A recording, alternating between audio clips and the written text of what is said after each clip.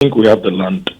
If you look at Ghana, we have a lot of land which is still largely undeveloped for optimal production. We have water. If you check the data, about 5.4 billion cubic meter of water flows on the surface of Ghana every year. So through our rivers, erosion, rainfall, our lakes, everything. And this water is enough to irrigate West Africa. It is enough to feed the domestic needs of West Africa and the industrial needs. So we have the water.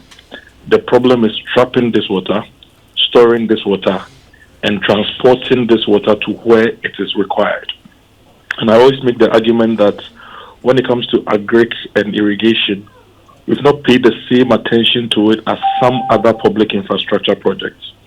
I see irrigation the same way you'll see roads. So every community demands roads, every community demands access to electricity, every community demands schools, every community demands hospitals. It's the same we need to do for Agric, because irrigation and developed lands is a foundational element for food production.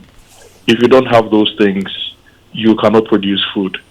Let me liken it to real estate. If you need housing, you need to get land. You need to put in the services, so access road, water, and electricity. Then people can build houses and live comfortably. Now, if you need to produce food, you need land. You need to develop the land. You need to have water because plants require water. You need access roads because you need to move in input, machinery, and outputs. And you need support infrastructure like housing, processing, warehousing. But unfortunately, we've not done that much. We are always told that electricity access is over 85%.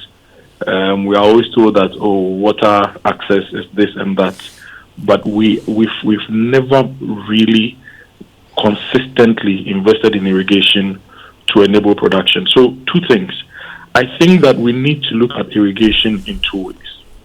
We need to look at the large-scale enclaves that enable commercial production.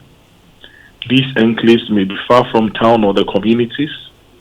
And then we need to look at community production areas that enable local production for local food consumption, some processing, and some trade. Now, if you go to a place like Adoe, where I'm from, we have scattered farms all over.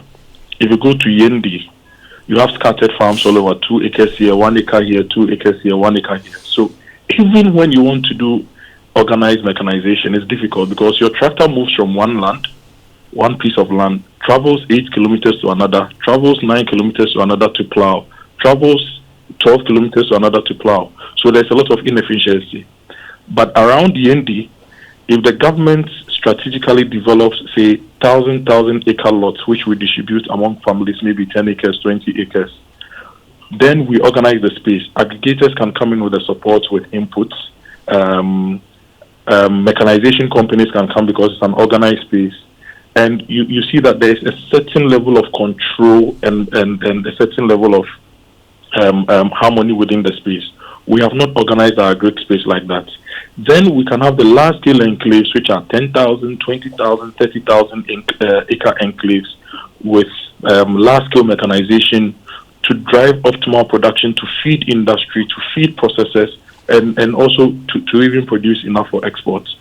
And I think that this time we need to enjoin the government not just to speak about irrigation and infrastructure provision and mechanization, but actually to invest.